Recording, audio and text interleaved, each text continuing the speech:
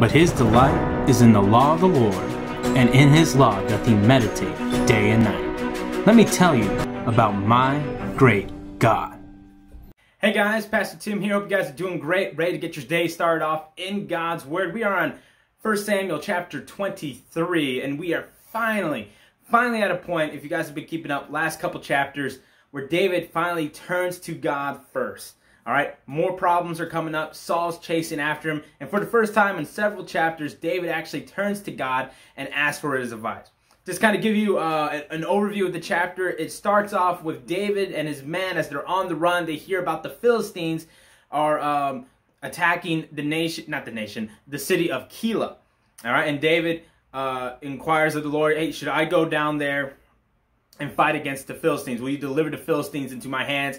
And God says, yes. So God gives them the victory. He goes. There's a great slaughter. They save the people of Keilah. And it all seems to be well and good until you find out that Saul hears, hey, guess what? The guy you're looking for, he's in Keilah. So Saul's like, all right, I'm going to get my men. We're going to get David. I'm finally going to destroy my enemy. And now David has a whole new set of problems. So the people he just saved might be conspiring against him to deliver him to Saul because they don't want problems with the king.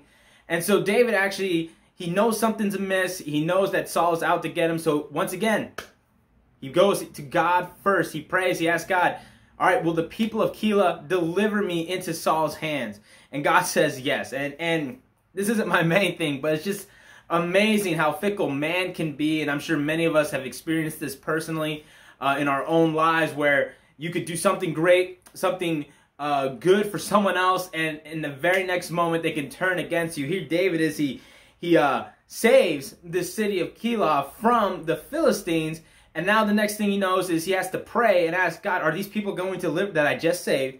Are they going to deliver me unto Saul, my enemy, after I just delivered them from their enemy? And God said, yes, that's the case. So during this whole thing, we see that David is making a good decision. This is my main thing. I'm happy to see it. Finally, is David turning to God, trusting in the Lord, and following his will in his life. All right, wherever God's leading him, he's following him. And you could almost kind of see it summarized in this chapter where it says, when Saul goes to this side, David's on the other side of the mountain. And it almost reminds me of like a Looney Tunes cartoon where like a Elmer Fudd or someone like that is trying to get Bugs Bunny, and every time he pops up on one side of the tree, Bugs Bunny's on the other side of the tree where he puts his head into one rabbit hole. Bugs Bunny pops up in the other rabbit hole. Saul just can't get a hold of David, right? Wherever he goes, David's on the other side, and it's all because of God's divine protection and guidance, all right? There are blessings David's receiving now because he's going to God first. He's not trusting in himself anymore. He's not trusting in his own wisdom. He's seeking first the wisdom of God. Seek ye first the kingdom of God, and all these things will be added unto you. And that's what's happening with David. He's seeking God first, and God is protecting him, providing for him, and leading him so that he does not fall into a snare, into a trap with Saul. And we also see in this chapter another meeting with David and Jonathan, just kind of reaffirming their friendship, their covenant they made with one another. And that's pretty much it for the chapter. Not a lot is happening besides the fact that we see that David is now turning unto God, and God is leading him and keeping him safe, providing for him, protecting him, and guiding him all through this trial that he's experiencing in the wilderness, all right? And, and the chapter also ends kind of a discredit or a shame to Saul's service as king. He's so focused, so consumed with wanting to get rid of David, to defeat his enemy, that he neglects his duty as king to protect his nation.